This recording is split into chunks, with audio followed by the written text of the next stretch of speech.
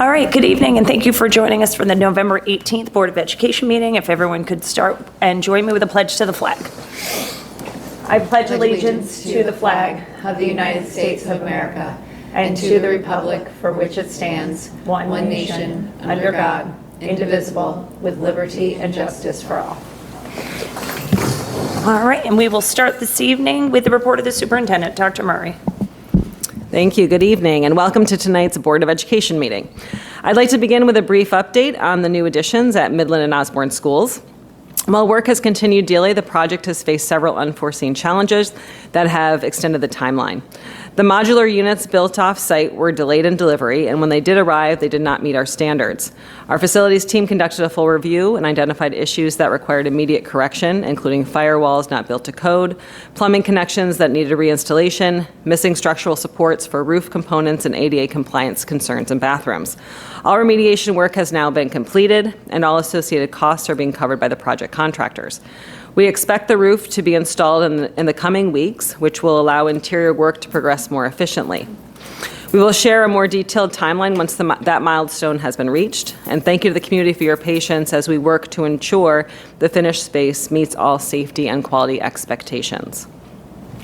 Last week, the Ryan Middle School production of Alice in Wonderland was a great success. Congratulations to the entire cast and crew for delivering such a fun and lively performance. We are proud of their creativity, teamwork, and dedication.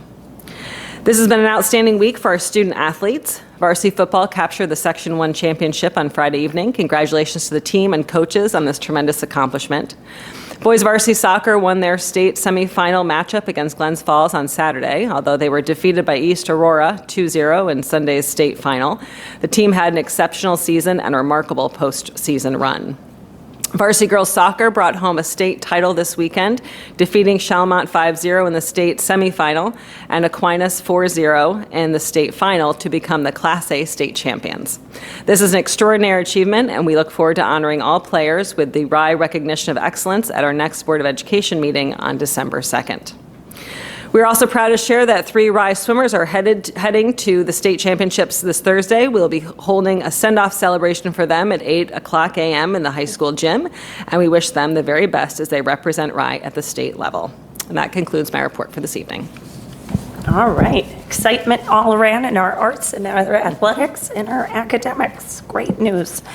All right, so now we will not have a presentation and discussion. We will rather move on to our open topics forum for the hearing of the public.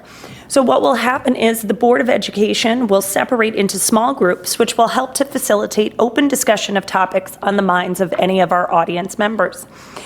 Each group will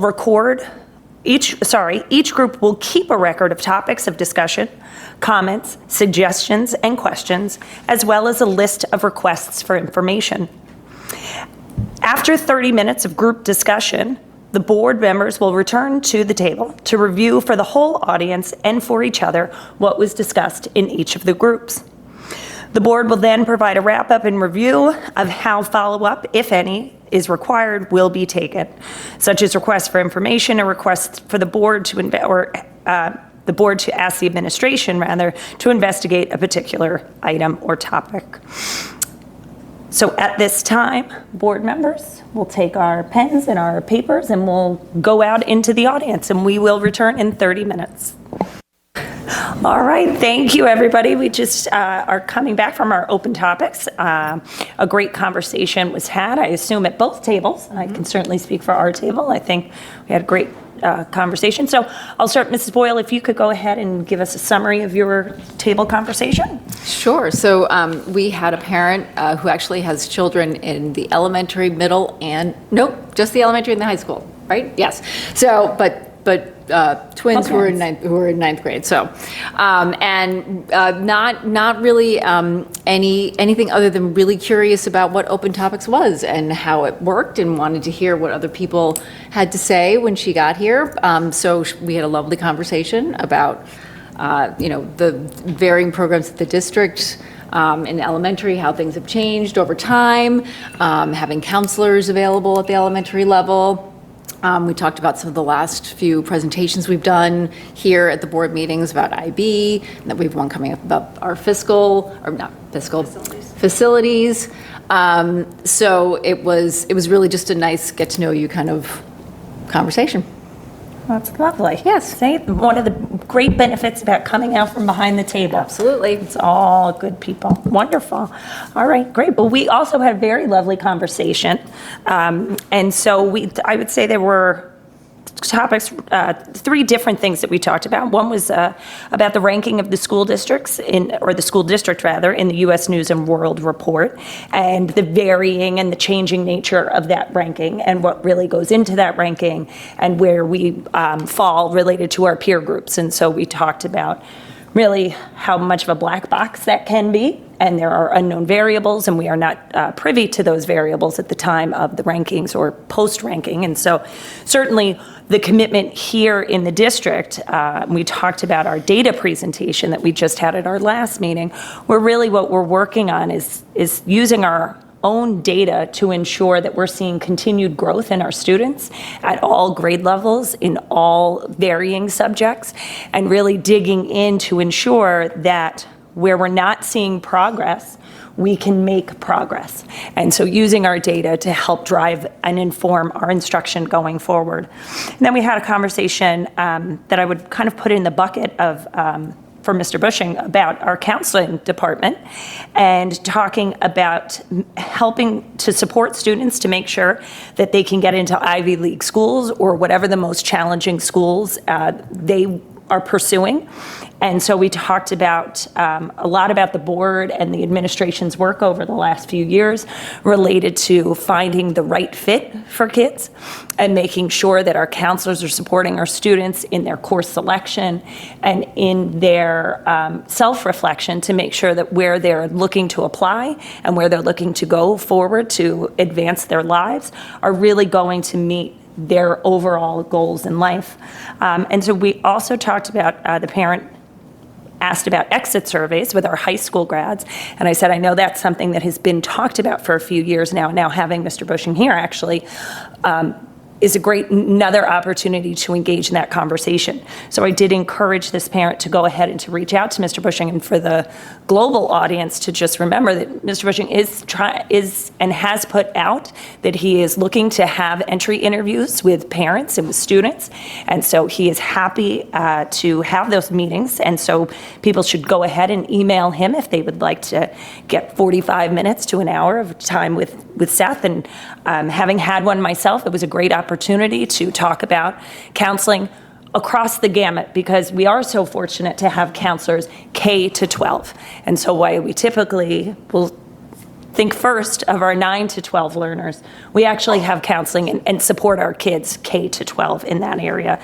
And into the counseling department, we also talked about the idea of furthering advanced science and math courses and making sure that our students are able to take the advanced and most rigorous courses that meet their needs. And so examples of Physics C, that certainly, I was unaware of even a Physics C course. If anybody talked about my science curriculums and courses, they would understand why that was foreign to me. We talked about AP Computer Science, and we also talked about additional challenging advanced math classes.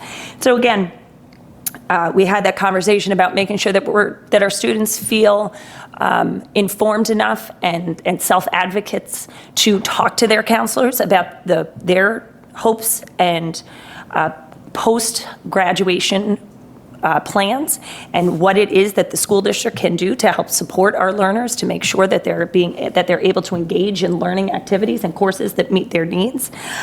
So again, we talked about sharing that with the counselors. We had a great conversation about our IB and our AP courses and our academy, but we reiterated, and I will say it for the general audience again, we will continue to maintain a full complement of AP courses in addition to our IB diploma program courses. One does not overtake the other, one will not supplant or take the place of. Both of those complements of courses, because they are different skills, and they're for different types of learners, and they offer different content.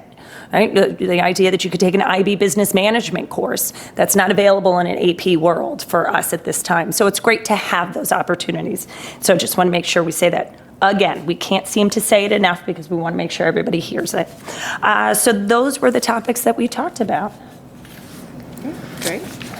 Okay, so always really appreciate our community members coming out for our open topics forum. It's not always easy to get out of your house and to make it here, and so we really do appreciate it. And there will be another opportunity for open topics. If now you seem really interested in what it was, please come join us. I believe it's in March. Yeah, we all seem to feel like it's March. I usually do a little highlight at the end of what's coming next, so we'll know for sure if you tune in February.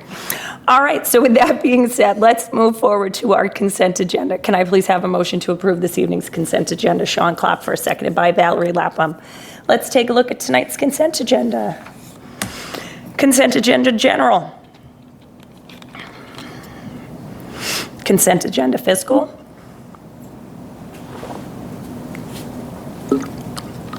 Consent agenda professional appointments. Consent agenda classified appointments. Consent agenda pupil personnel services and special education.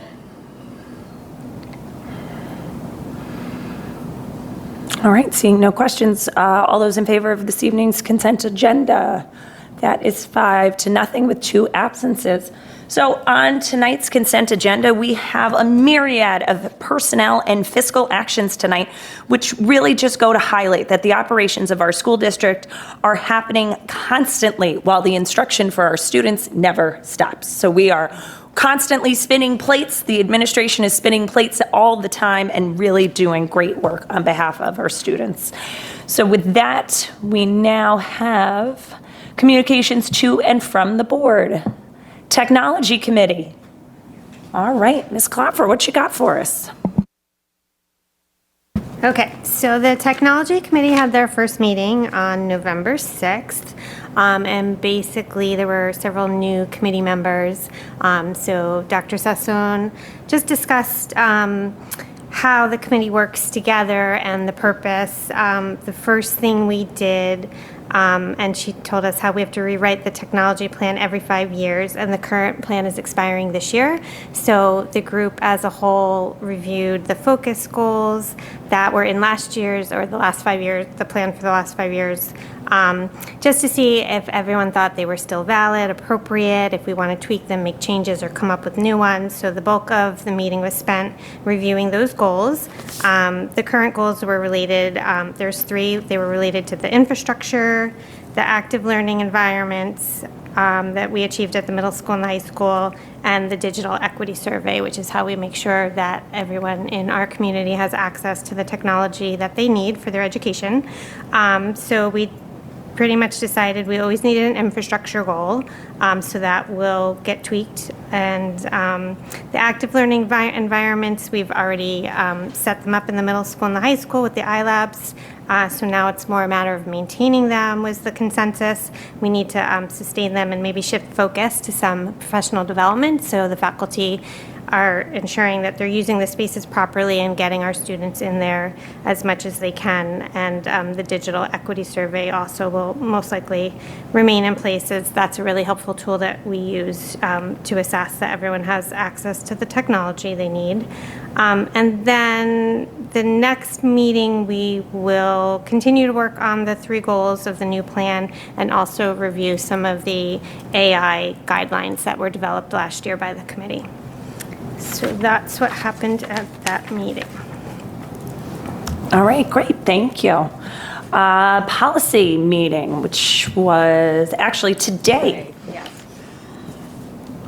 Yes, so we were able to have a policy meeting today. We didn't have any resulting policies to bring forward for tonight, but we had a great discussion about, we're really in the midst of doing a lot of review of our policies from several years back.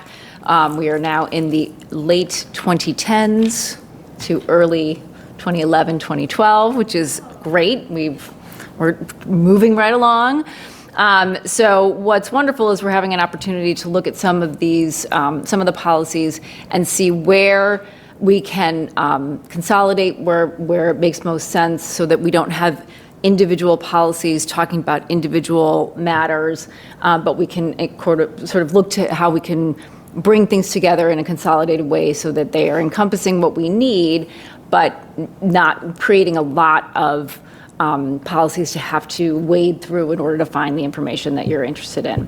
So that's some of the things that we're seeing. We're also seeing some where we are able to, no, we don't need them any longer. They don't meet the needs of what we're doing. So some of those will be coming forward at the next meeting.